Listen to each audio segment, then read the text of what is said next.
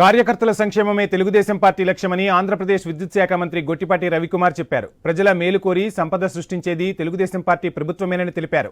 అభివృద్ధి, సంక్షేమం తెలుగుదేశం పార్టీకి రెండు కళ్లని పేర్కొన్నారు.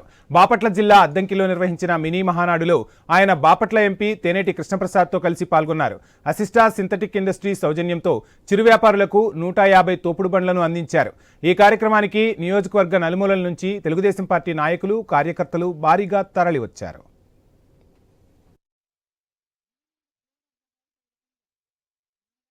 ఒక 5 సంవత్సరాలు అధికారం చేస్తే ఈ రాష్ట్రాన్ని 20 సంవత్సరాలు వెనక తీసుకున్న పార్టీ ఏదైనా ఉంటే అది జగన్మోహన్ రెడ్డి పార్టీ.